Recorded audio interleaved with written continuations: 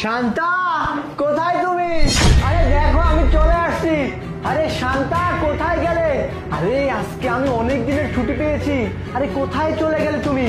শান্তা, আরে কি হলো, কোথায় যে যায় না এসব মেয়েরা। আরে লিমা, তুই, তোর এই অবস্থা কেন? তোকে এভাবে বেঁধে রাখছে কেন? কিরে বল। হ্যাঁ, ভাবি আমাকে এইভাবে হাত পা সবকিছু বেঁধে রাখছে, মুখ আটকে রাখছে, আমি যেন কথা বলতে না পারি, কাউকে ডাকতে না পারি। কি বলিস তুই? শান্তা তোকে অবস্থা করছে, কিন্তু কেন কেন করছে এইসব তোকে ও? ছেলে নিয়ে এসে অনেক সময় কাটায়, আপনি বললেই না আমাকে অনেক মারধর করে, অনেক নির্যাতন করে, এর জন্যই বেঁধে হাত পা সবকিছু বেঁধে রাখছে, আমি যাতে তোমাকে কিচ্ছু না বলতে পারি। কি বলতেছিস তুই এসব? তার মানে আমার চলে গেলে ওর সাথে ও এই ব্যবহার করে, তোকে হাত পা বেঁধে ও এইভাবে অত্যাচার করতেছে? ওকে তো আজকে আমি আসতেছি, শোন, আমি ওখানে লুকাই দেখি ওর আসন দেখতে পাবো আজকে আমি।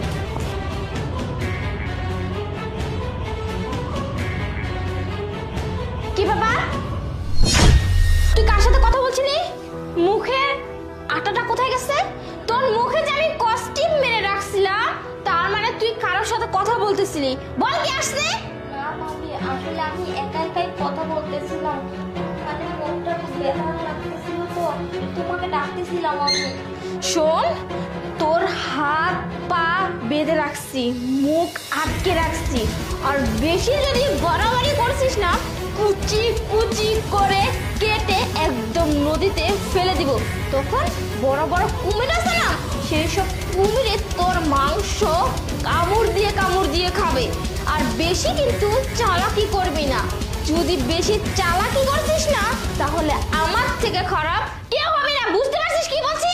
হ্যাঁ ভাবি, তুমি আমাকে বাঁধনগুলো খুলে দাও না, আমার না খুব কষ্ট হচ্ছে। এই তোর কষ্ট হচ্ছে তো আমার কি রে? হ্যাঁ, তোকে তো শুধুমাত্র হাত আর পা আর মুখটা আটকে রাখছি, এরপরে আমি কি করবো জানিস? তোকে মেরে ফেলে তোর ভাইকে বলবো তুই একটা ছেলের হাত ধরে পালিয়ে গেছিস।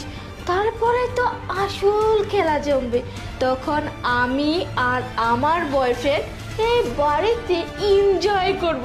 তখন তো তুইও থাকবি না, তোর ভাই তো থাকবে সে কত দূরে।